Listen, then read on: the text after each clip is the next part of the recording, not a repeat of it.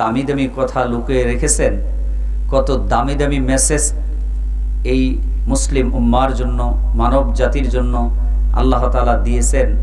এগুলো আসলে আমরা এর গভীরে প্রবেশ না করলে আমরা বুঝতে পারবো না। কথা বলেন ঠিক কিনা?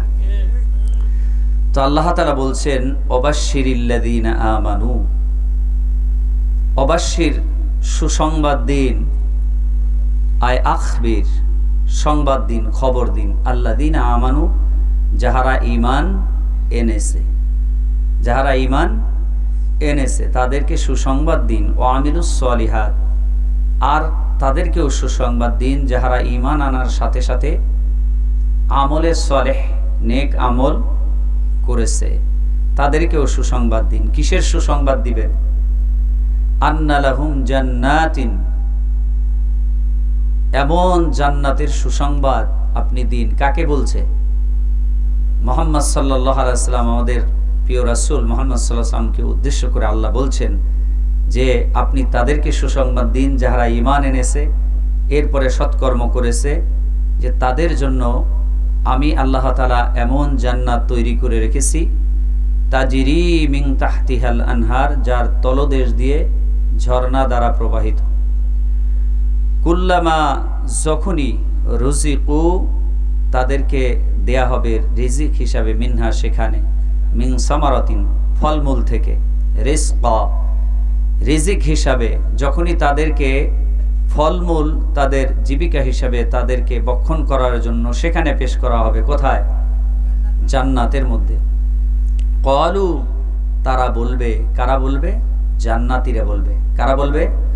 জান্নাতীরা বলবে, হাযাল্লাযী রুজিকনা মিন ক্বাবলু, তারা বলবে যে এই যে ফলমূলগুলো আমাদেরকে দেওয়া হয়েছে, এগুলো আমাদেরকে ইতিপূর্বেও রিজিক হিসাবে দেওয়া হয়েছিল।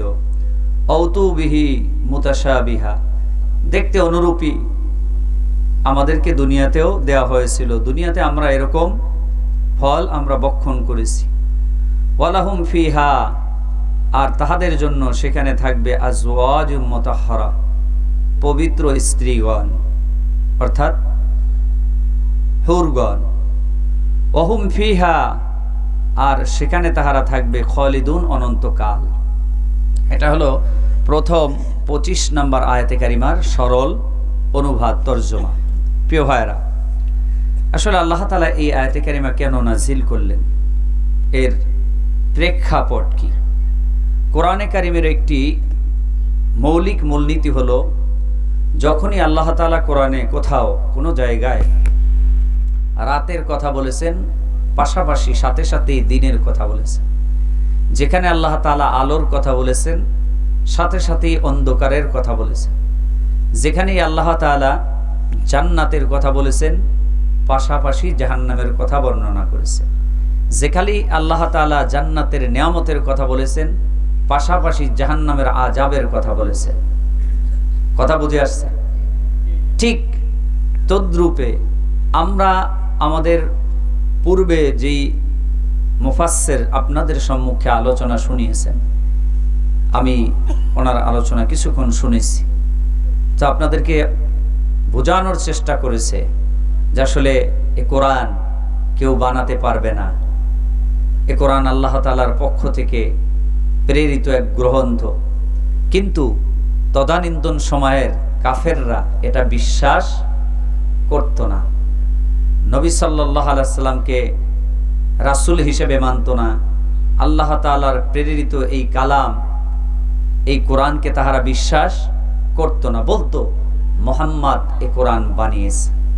এমনকি আল্লাহ তাআলাকে পর্যন্ত তাহারা বিশ্বাসও করত না।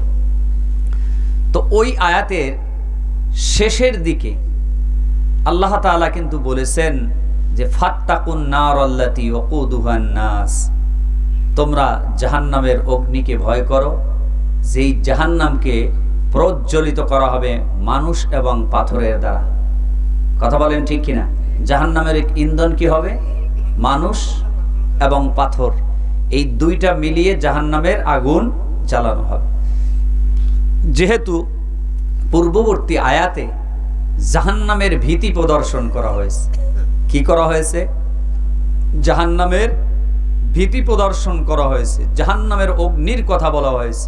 কাদের জন্য? অবিশ্বাসীদের জন্য। কাদের জন্য? অবিশ্বাসীদের জন্য, যাহারা এ কোরআন মানে না, এ কোরআনের রবকে মানে না, এ কোরআন যিনি প্রেরণ করেছেন তাকে বিশ্বাস করে না, যার উপর এ কোরআন এসেছে তাকেও বিশ্বাস করে না। অবিশ্বাসীদের জন্য ভয়ঙ্কর যে আযাব জাহান্নামে, সেই আযাবের কথা এর আগের আয়াতে বলা হয়েছে।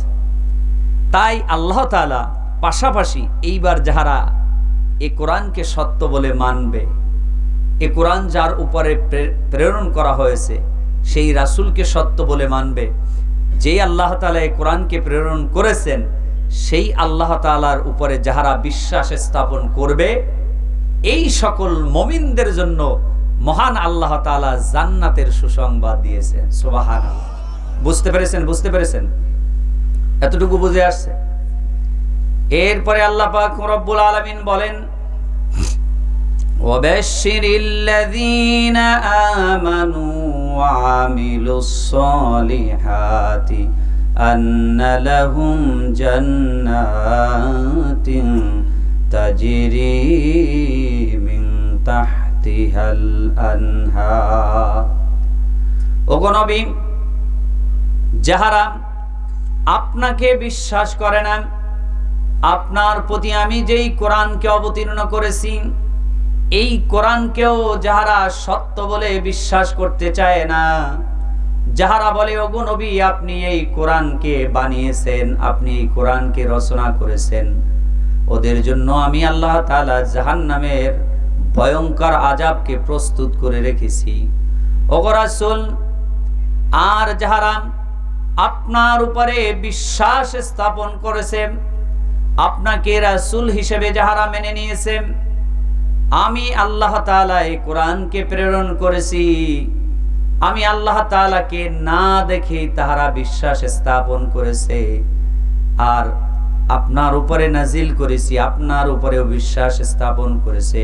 এই কোরআনের শুরু থেকে শেষ পর্যন্ত যতগুলো আয়াত আমি আল্লাহ নাজিল করেছি, সব আয়াতের উপরে যাহারা বিশ্বাস করেছে তাদেরকে আপনি জান্নাতের সুসংবাদ দিয়া দিন। সুবহানাল্লাহ। কি দিয়া দিন? জান্নাতের সুসংবাদ দিয়া দিন। ওয়াবাশশিরিল্লাযীনা আমানু, কাদেরকে সুসংবাদ দিতে বলছেন? প্রিয় ভাইরা, কাদেরকে সুসংবাদ দিতে বলছেন? যাহারা ঈমান এনেছে। ওয়াবাশশিরিল্লাযীনা আমানু, হে রাসূল আপনি তাদেরকে সুসংবাদ দিন যাহারা ঈমান এনেছে। আমানু শব্দটি বহু বচন, এর এক বচন হচ্ছে আমানা, অর্থাৎ সে ঈমান আনলো, সে বিশ্বাস করলো। আমানু তারা ঈমান আনলো, তারা বিশ্বাস করলো। এখন এখানে আমাদের জানা উচিত যে আসলে এই আমানু কারা, ঈমানদার কারা, জানা দরকার কিনা? আমরা অনেকেই বুঝি না আসলে ঈমানদার কারা। অনেকে বুঝি, কিন্তু আমরা কোরআন থেকে একটু শুনি যে আল্লাহ তাআলা ঈমানদারদের পরিচয় কিভাবে দিয়েছেন। আল্লাহ রাব্বুল আলামিন পবিত্র কোরআনের সূরাতুল বাকারার ৩ নম্বর আয়াতের মধ্যে রব্বুল আলামিন বলেন, আল্লাযীনা ইউমিনুনা বিল গায়বি ওয়া ইউকিমুনাস সালাতা ওয়া মিম্মা রাযাকনাহুম ইউনফিকুন والذين يؤمنون بما أنزل إليك وما أنزل من قبلك وبالآخرة هم يوقنون। আল্লাহ পাক রব্বুল আলামিন বলেন, যাহারা গায়েবের প্রতি বিশ্বাস স্থাপন করেছে, যাহারা আমি আল্লাহ তাআলাকে না দেখেই যাহারা বিশ্বাস স্থাপন করেছে, জান্নাত জাহান্নাম না দেখেই যাহারা বিশ্বাস স্থাপন করেছে, হাসরের ময়দান কায়েম হবে যাহারা না দেখেই বিশ্বাস স্থাপন করেছে, আমি আল্লাহ তাআলা সালাতকে ফরজ করে দিয়েছি, সালাত আদায় করেছে, আমি আল্লাহ তাআলা তাদেরকে যেই জীবিকা দিয়েছি তা থেকে তাহারা ব্যয় করে, ওই সকল লোকেরাই হলো আমানু, ঈমানদার। আল্লাহ পাক রব্বুল আলামিন বলেন, ওগো নবী আমি আপনার উপরে যেই গ্রন্থ নাজিল করেছি, যেই কোরআন নাজিল করেছি, যাহারা এই কোরআনের উপরে বিশ্বাস স্থাপন করেছে, আপনার পূর্ববর্তী রাসূলগণের উপরে আমি আল্লাহ তাআলা যেই সকল কিতাবগুলো নাজিল করেছি তার উপরে যাহারা বিশ্বাস স্থাপন করেছে এবং আখিরাতের দিনের প্রতি যাহারা বিশ্বাস স্থাপন করেছে, তারাই হচ্ছে মুত্তাকি, তারাই হচ্ছে মুমিন, তারাই হচ্ছে ঈমানদার। সুবহানাল্লাহ বলে। ঈমানদার কারা বুঝে আসছে? যাহারা আল্লাহ তাআলার প্রতি বিশ্বাস স্থাপন করেছে, সালাত কায়েম করেছে, আল্লাহ তাআলা যেই জীবিকা যেই রিজিক দিয়েছে তা থেকে যাহারা ব্যয় করে, যাহারা এ কোরআনের উপরে বিশ্বাস স্থাপন করেছে, এ কোরআনের পূর্বে রাসূলদের উপরে সেই সকল কিতাব নাজিল হয়েছিল এর উপরে যাহারা বিশ্বাস স্থাপন করেছে এবং আখিরাতের দিবসের প্রতি যাহারা বিশ্বাস স্থাপন করেছে, তারাই কি ঈমানদার। আসুন আমরা অন্যভাবে শুনি। আল্লাহ তাআলা অন্যভাবে ঈমানদারদের সংজ্ঞা প্রদান করেছেন। রব্বুল আলামিন বলেন, ইন্নামাল মুমিনুনা আল্লাযীনা ইযা যুকিরাল্লাহু ওয়াজিলাত কুলুবুহুম ওয়া ইযা তুলিয়াত আলাইহিম আয়াতুহু যাদাতুহুম ঈমানাও ওয়া আলা রাব্বিহিম ইয়াতাওয়াক্কালুন। আল্লাহ তাআলা বলেন, প্রকৃত ঈমানদার তো তাহারাই যাদের হৃদয়টা আল্লাহর স্মরণে কেঁপে ওঠে, আর যখন আমি আল্লাহর কালামকে তাদের সম্মুখে তেলাওয়াত করা হয় তখন তাদের এই ঈমান আরো বহু গুণে বেড়ে যায়। সুবহানাল্লাহ বলে।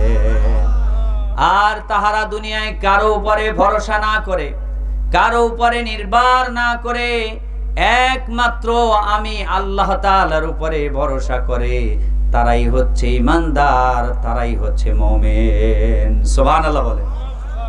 মুমিন কারা বুঝে আসছে? এরপরে আল্লাহর রাসূল সাল্লাল্লাহু আলাইহি সাল্লাম ঈমানদারদের পরিচয় দিলেন এভাবে। আম্মা জান আয়েশা সিদ্দিকা রাদিয়াল্লাহু তাআলা আনহা থেকে বর্ণিত, আন আয়েশা রাদিয়াল্লাহু তাআলা আনহা قالت قال رسول الله صلى الله عليه وسلم الإيمان بالله والإقرار باللسان وتصديق بالقلب وعمل بالأركان।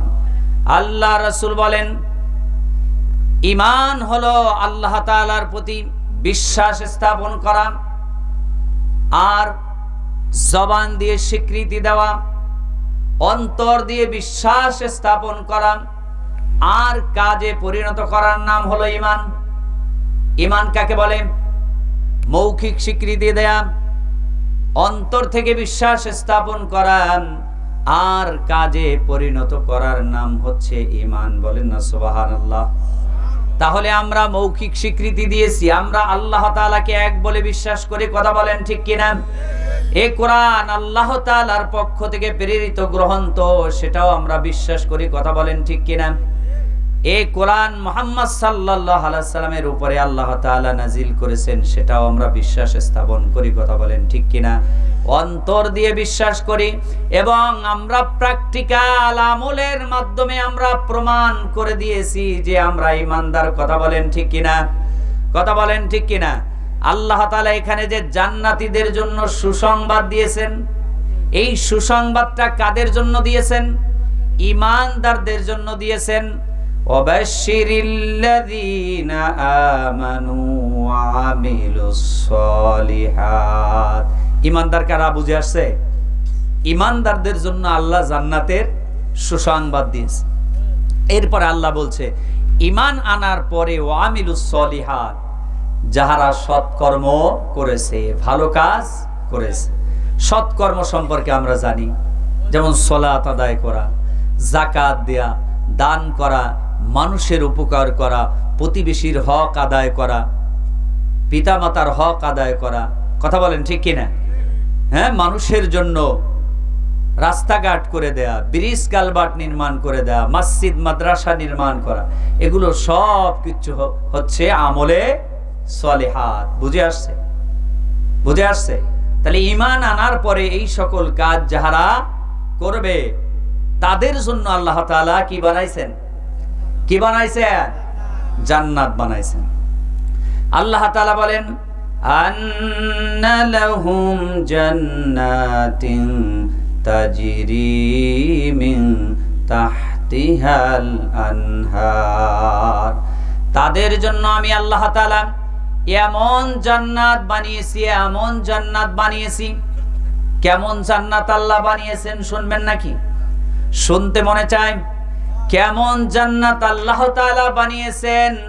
আল্লাহ পাক রব্বুল আলামিন পবিত্র কোরআনের ৩২ নম্বর সূরার ১৭ নম্বর আয়াতের মধ্যে আল্লাহ তাআলা বলেন ফালা তা'লামু নাফসুম মা উখফিয়া লাহুম মিন কুররাতি আ'য়ুনিন জাযাআম বিমা কানু ইয়ামালুন। আল্লাহ পাক রব্বুল আলামিন বলেন, আল্লাহ তাআলা বলেন ওই সকল ব্যক্তিদের জন্য আমি আমার মুত্তাকি বান্দাদের জন্য এমন জিনিস তৈরি করে রেখেছি যা তাদের চক্ষু শীতলকারী, নয়ন আবিরাম। এমন জিনিস আমি আল্লাহ তাআলা তাদের জন্য তৈরি করে রেখেছি যা তারা কল্পনাও করতে পারে না। সুবহানাল্লাহ বলেন। আল্লাহ তাআলার হাবিব বলেন হাদিসে কুদসি আদাতু লিইবাদিয়াস সালিহিন মা লা আইনুন রাত ওয়ালা উযুনুন সামিআত ওয়ালা খাতারা আলা কলবি বাশার। আল্লাহ তাআলার হাবিব বলেন, আল্লাহ পাক রব্বুল আলামিন বলেন, তিনি তার মুত্তাকি বান্দাদের জন্য, পরহেজগার বান্দাদের জন্য আল্লাহ তাআলা এমন জান্নাত তৈরি করে রেখেছেন মা লা আইনুন রাত, যা দুনিয়ার কোনো চক্ষু দেখে নাই, ওয়ালা উযুনুন সামিআত, দুনিয়ার কোনো কান শ্রবণ করে নাই, ওয়ালা খাতারা আলা কলবি বাশার, দুনিয়ার কোনো মানুষ তাদের অন্তর দ্বারা কল্পনাও পর্যন্ত করতে পারে না যে আল্লাহ তাআলা তার মুত্তাকি বান্দাদের জন্য জান্নাতে এমন এমন নিয়ামত তৈরি করে রেখেছেন। সুবহানাল্লাহ বলেন। দুনিয়ার কোনো অন্তর কল্পনাও করতে পারে না যে আল্লাহ তাআলা তার মুত্তাকি বান্দার জন্য কি তৈরি করে রেখেছেন, জান্নাতে কি ব্যবস্থা করে রেখেছেন। সুবহানাল্লাহ বলেন। আল্লাহ তাআলা পবিত্র কোরআনের সূরা জুমার ২০ নম্বর আয়াতের মধ্যে রব্বুল আলামিন বলেন লাকিনিল্লাযীনা তাকাউ রাব্বাহুম লাহুম গুরাফুম মিন ফাওকিহা গুরাফুম মাবনিয়া। আল্লাহ তাআলা পবিত্র কোরআনের সূরাতুজ জুমার ২০ নম্বর আয়াতের মধ্যে আল্লাহ তাআলা ঘোষণা করে দিয়েছেন যাহারা মুত্তাকি বান্দা, যাহারা আল্লাহ তাআলাকে ভয় করবে, আল্লাহ তাআলাকে না দেখেই আল্লাহ তাআলাকে যাহারা বিশ্বাস করবে, আল্লাহ তাআলা বলেন আমি আমার ওই সকল মুত্তাকি বান্দাদের জন্য জান্নাতের এমন এমন প্রাসাদ আমি আল্লাহ তৈরি করে রেখেছি যার উপরে নির্মাণ করা আছে আরো বহু বহু প্রাসাদ। সুবহানাল্লাহ বলেন। কি বলছেন? জান্নাতে আল্লাহ তাআলা এমন প্রাসাদ বানাইছে যেই প্রাসাদের উপরে আরো নির্মিত বহু প্রাসাদ। সুবহানাল্লাহ বলেন। কেমন প্রাসাদ? যেই প্রাসাদ আল্লাহ তাআলা বানিয়েছেন তার উপরে নির্মাণ করা আছে কি আরো বহু প্রাসাদ। সুবহানাল্লাহ বলেন। আমি একটু চা খেয়ে নেই, জিকির করেন লা ইলাহা, একটু গরম চা দেন, এটা ফালাই দেন জোরে লা ইলাহা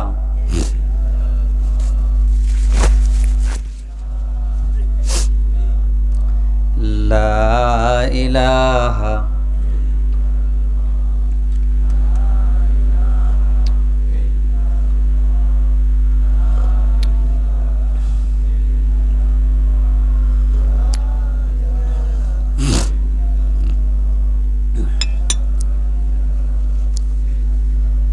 লা ইলাহা ইল্লাল্লাহু মুহাম্মাদুর রাসূলুল্লাহ। আল্লাহ তাআলা বলেন, আমি মুত্তাকি বান্দাদের জন্য এমন প্রাসাদ বানিয়েছি যার উপরে নির্মাণ করা আছে আরো বহু প্রাসাদ। অর্থাৎ দুনিয়ার মানুষও বিল্ডিং বানায়, 5 তলা 10 তলা 20 তলা বিল্ডিং বানায়। কথা বলেন ঠিক কিনা? বাংলাদেশে সর্বোচ্চ কত তলা বিশিষ্ট বিল্ডিং আছে আপনারা জানেন? কে বলতে পারবেন? কেউ মনে হয় বলতে পারবেন না। কত? 28 তলা, একজনে বলছে 27 তলা। যাই হোক, আপনাদের জানাটা ওই রকম সঠিক না। বাংলাদেশের সর্বোচ্চ যেই ভবন সেটা হচ্ছে সিটি সেন্টার ঢাকার মতিঝিলে অবস্থিত, 37 তলা বিশিষ্ট। বলেন আল্লাহু আকবার। কয় তলা বিশিষ্ট? 37 তলা বিশিষ্ট। বাংলাদেশের সর্বোচ্চ বিল্ডিং হচ্ছে 37 তলা। কয় তলা? 37 তলা। এরপরে সৌদি আরবের যেই কোলক টাওয়ার, সেই কোলক টাওয়ারের উচ্চতা হচ্ছে 120 তলা। কত তলা? কত তলা? 120 তলা। পৃথিবীর মধ্যে সবচেয়ে উঁচু বিল্ডিং এর নাম কি বলেন তো আপনারা? Burj Khalifa. আলহামদুলিল্লাহ, শুনে বলতে পেরেছে। পৃথিবীতে সবচেয়ে উঁচু ভবনের নাম হচ্ছে বুর্জ খলিফা। কোথায় অবস্থিত? আরব আমিরাতে অবস্থিত। কোথায় অবস্থিত?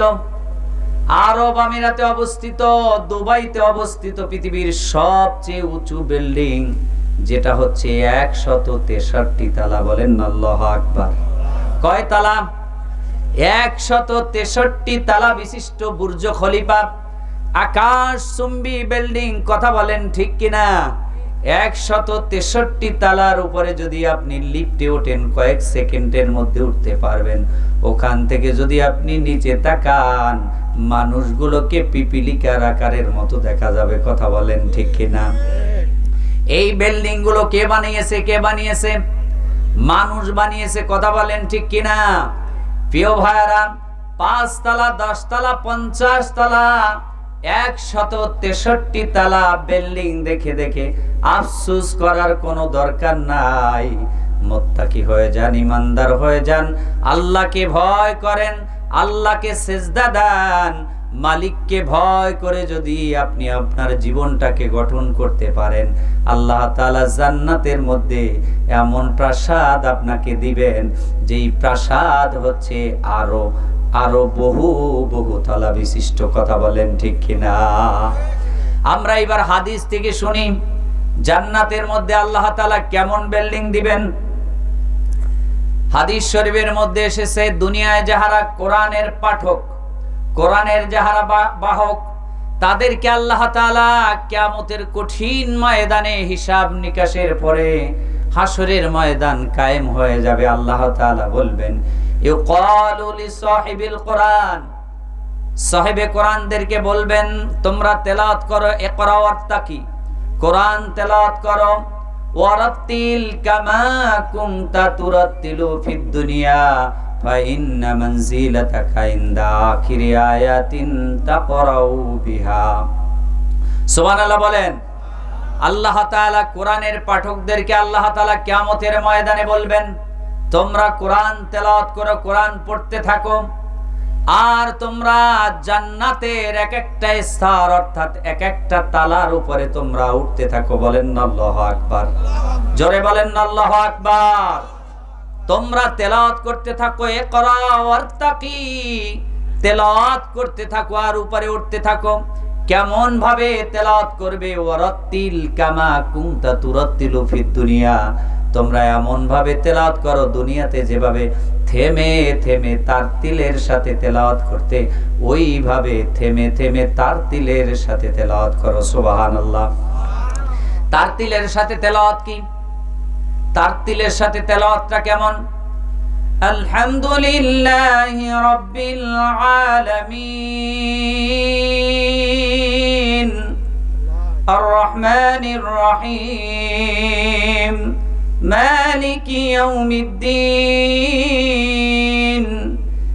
ইয়াকা না'বুদু ওয়া ইয়াকা নাস্তাঈন। আল্লাহ তাআলা বলবেন এভাবে তারতিলের সাথে থেমে থেমে তুমি তেলাওয়াত করতে থাকো। কোরআনের পাঠকরা কিয়ামতের ওই কঠিন ময়দানে তেলাওয়াত করা শুরু করে দিবে, আলহামদুলিল্লাহি রাব্বিল আলামিন। আল্লাহ তাআলা বলবে তোমার জন্য জান্নাতের একতলা বরাদ্দ, বলবে আর রহমানির রহিম, বলবে তোমার জন্য দ্বিতীয় তলা বরাদ্দ, মালিকি ইয়াউমিদ্দিন, আল্লাহ বলবে জান্নাতের তৃতীয় তলা তোমার জন্য বরাদ্দ। এইভাবে কোরআনের পাঠকরা তেলাওয়াত করতেই থাকবে, করতেই থাকবে, আর আল্লাহ তাআলার জান্নাতের উপরের দিকে উঠতেই থাকবে, উঠতেই থাকবে। বলেন না সুবহানাল্লাহ, জোরে বলেন না আল্লাহু আকবার। এভাবে তেলাওয়াত করতে থাকবে আর উঠতে থাকবে। একজন হাফেজে কোরআন, যিনি কোরআনে কারিমের ৬৬৬৬ খানা আয়াতে কারিমা যার মুখস্থ আছে, হাফেজে কোরআন তেলাওয়াত করতে থাকবে তার তিলের সাথে, আর জান্নাতের প্রাসাদের এক একটা তালার মধ্যে উঠতে থাকবে। হাফেজে কোরআন দেখবে এক আয়াত তেলাওয়াত করলেই একটা ফ্ল্যাট পাওয়া যায়। সুবহানাল্লাহ বলেন। হাফেজে কোরআন আর থামবে না, সে তেলাওয়াত করতেই থাকবে। কেননা দুনিয়ায় অনেক বড় বড় বিল্ডিং দেখে দেখে গরিব মানুষ আফসোস করেছে, ৫ তলা বিল্ডিং সে করতে পারে নাই। অনেক কষ্ট করে কোরআন শিখেছে, কোরআনের জন্য মায়ের খেয়েছে, এইবার দেখে তেলাওয়াত করলেই উপরের দিকে ওঠা যায়। হাফেজে কোরআন আর থামবে না, তেলাওয়াত করতেই থাকবে, করতেই থাকবে। এভাবে করতে করতে সূরাতুন নাসের শেষ আয়াতে যখন চলে যাবে, মিনাল জিন্নাতি ওয়ান নাস, এই আয়াতে যখন চলে যাবে, আল্লাহ পাক রব্বুল আলামিন তার জন্য জান্নাতের ৬০০০